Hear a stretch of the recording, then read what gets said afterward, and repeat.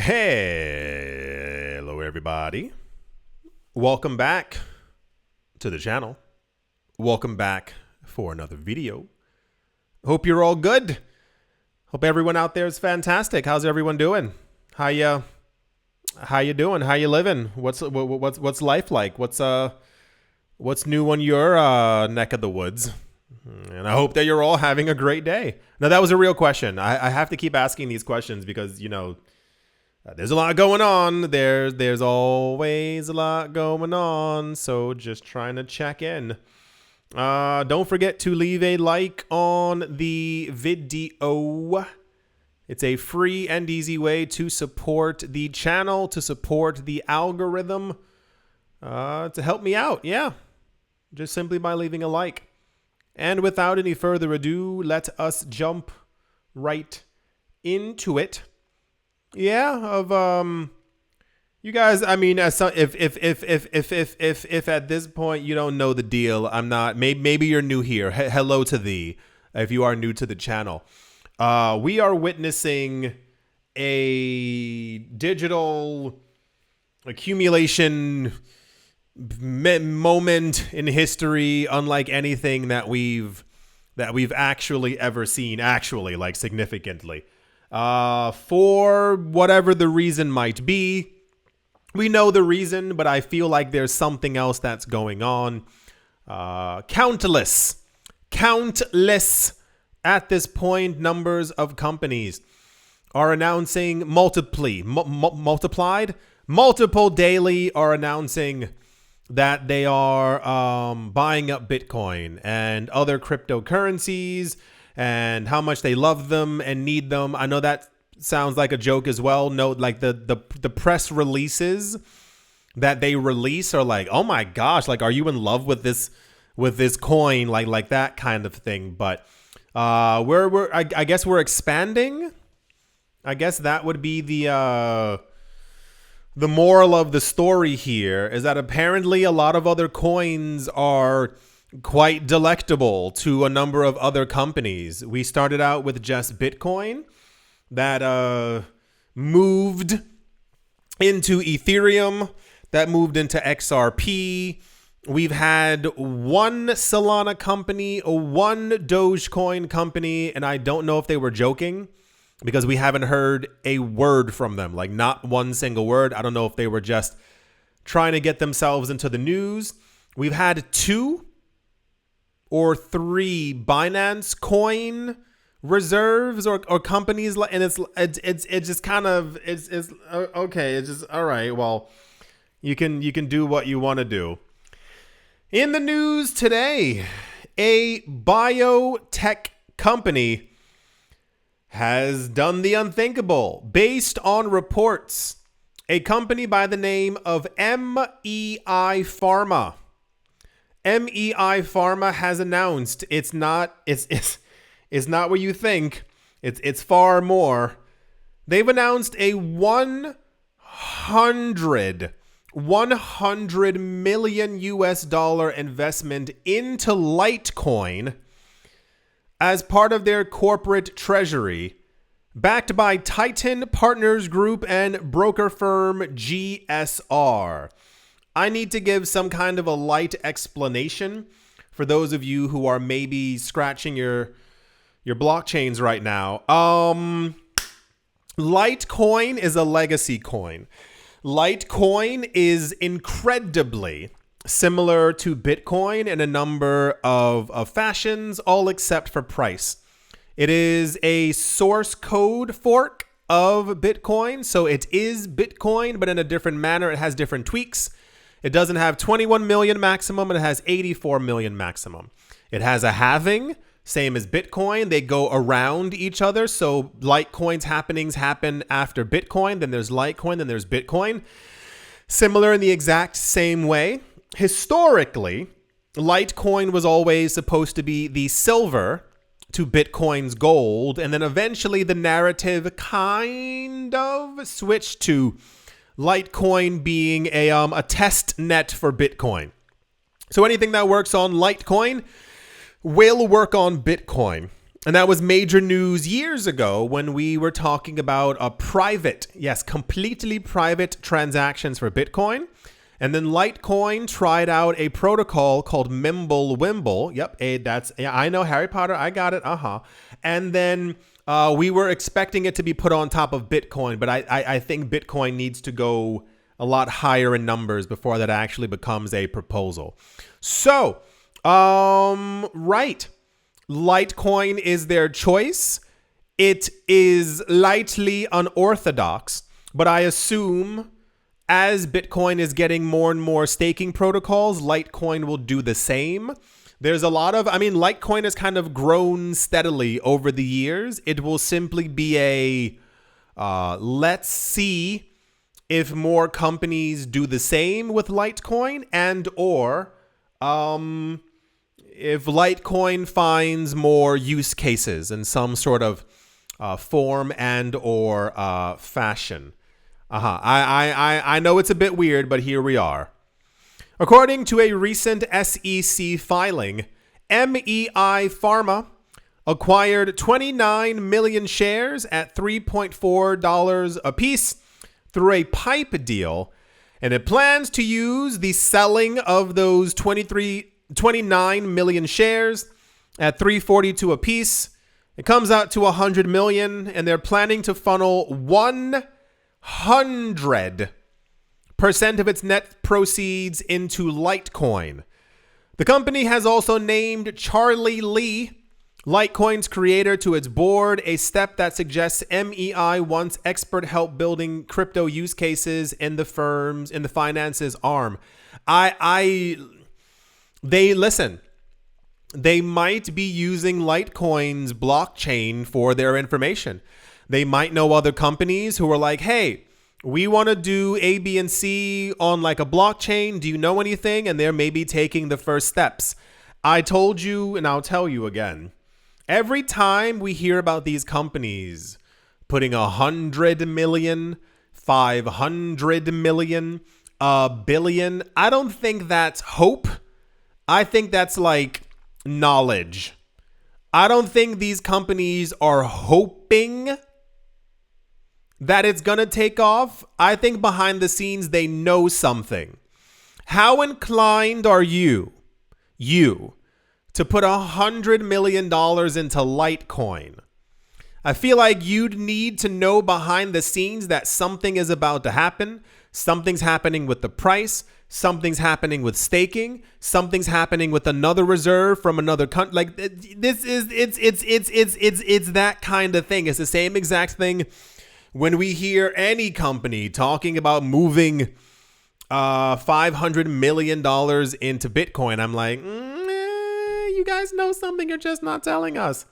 You know, it says Litecoin has often been overshadowed by Bitcoin and Ether, but it has lower fees and average confirmation times are 2.5 minutes, are catching the eye of firms that need quick moves. No, that's not it. Because they would realistically, they would use, I assume Solana is quicker than this. They would use Solana. You would use Polygon. You would use Binance Coin.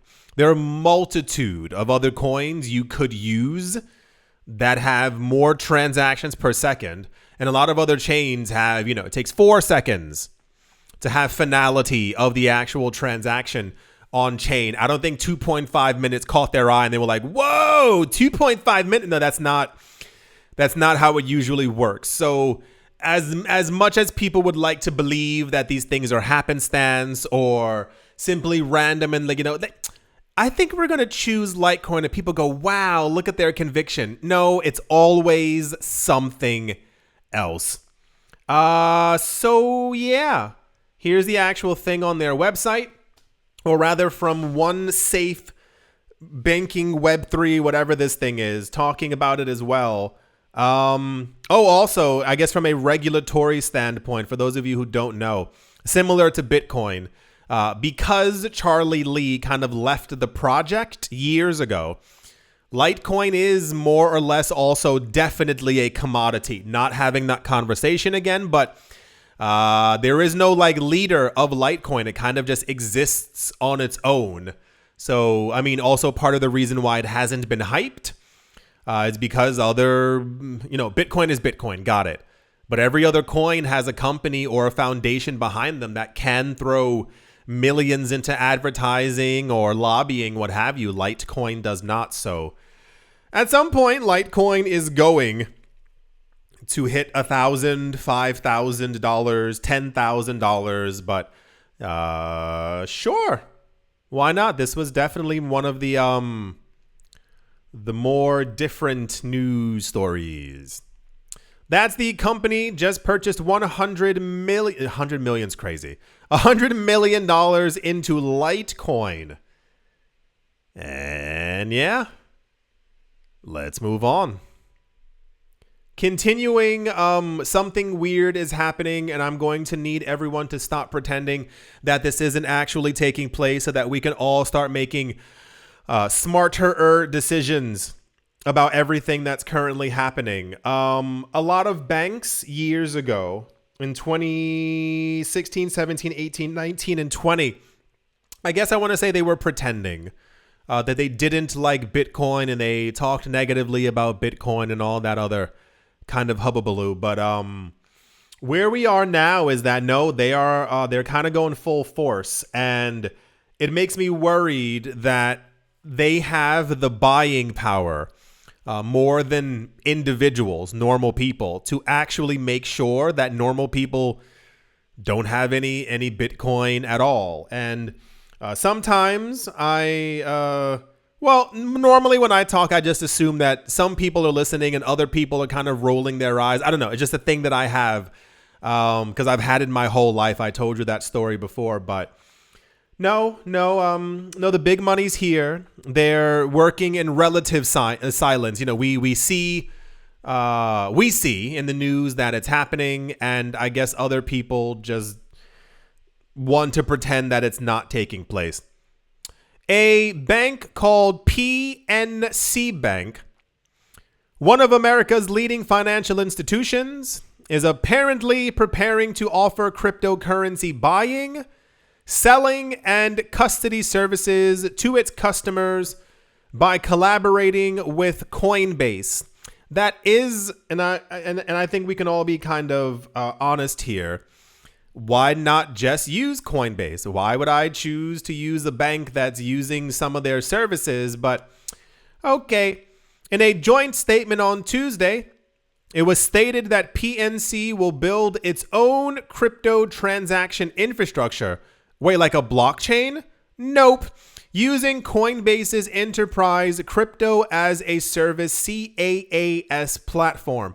For those of you who didn't know, and there's a reason why I keep saying certain things. You know how if you want to send money, you would just go enter number and then you click like OK on Bitcoin. I'm simplifying it, but you get it. You send it through the blockchain. That's why when we had the news 2 years ago, for those of you who missed it, that Visa, never forget, Visa wanted to integrate in some sort of way with Ethereum.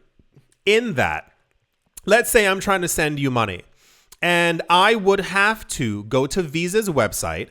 I would have to go to my cryptocurrency wallet and send money to Visa's website, to their whatever they have. And then I would have to click send to friend. It would then get sent to another company who would then validate that my transaction was okay and that the money wasn't dirty. I don't know what to say. And then one of two options would happen. They would send it to another clearinghouse, or they would send it directly to you. Now, you might see that there's a couple of problems with that. They're adding in 19 extra steps when all they have to do is actually send it through a blockchain. The idea of these kinds of things are literally, it makes no sense because you don't have to actually do it. We could just simply use blockchain altogether and kumbaya and not have to worry about any of this. But a lot of companies like Coinbase keep creating something where you have to send them your money, or you have to download an app and trust your money with them. And then you have to send it this way. And then you have to do that. And then you have to wait to hear. And then you have to pay an additional fee. So not only the fee from the blockchain, But then another one on top of that, because it is crypto as a service. And it's like, oh, okay, that sounds cool. The Pittsburgh-based bank will allow its customers to buy, sell, and securely store Bitcoin and other digital assets. PNC will also provide certain banking services to Coinbase, further enhancing their mutual partnership. Oh, I assume that has to do with years ago. Banks did not offer services to anything cryptocurrency-esque. So a lot of people used to transfer their money from their bank account or from their bank account to a crypto exchange, and the money would get frozen. Or a lot of people used to take money from crypto exchanges to their bank accounts, and their bank accounts would get frozen and blocked. The banks were like, no, this is real. You're doing something illegal. So why are you dealing in crypto? All these other kinds of things. So there's not a good relationship with crypto anything and banks, which led me stupidly to believe that years ago, this infrastructure, this crypto space would have been far more independent without having to rely on a broken, crumbling, lying system. But, I guess that's just the way that things are. This partnership between PNC and Coinbase is seen as a significant shift in the traditional banking sector's historical distance from crypto. Crypto companies have previously accused the banking sector of being hostile towards them. No, and this isn't an accusation. It's just simply exactly what it is. I remember the CEOs sitting on stage talking about how anyone in crypto was idiot. They were really dumb. They have no idea what they're doing. This isn't real money. Get your money. Like, I was there for all of that. So cool. I assume this is the bank going to Coinbase and not Coinbase going to the bank. I assume the bank was like, hey, y'all, we could use some more monies. Y'all need some help. I don't know. That's not the Pittsburgh accent. But you understand. So cool. Interesting to see another bank in the space after not liking us for so long. My intuition came true years ago. Your grandmother in the very near future will be able to go to her local bank and they're going to offer her some Bitcoin for her retirement fund or for whatever else they're offering. The time is now. It is definitely here.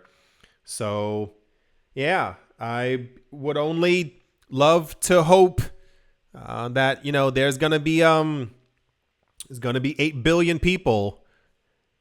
8 billion people who figure out crypto relatively soon so that they can start buying all the Bitcoin, and that normal people can have the wealth, and that it's not just banks and companies again. I do believe that's going to do it for this video. I do hope that you have all enjoyed. I do hope you all are having a great day, morning, afternoon, evening, wherever you are, wherever the heck you might be. I do hope it is absolutely fantastic.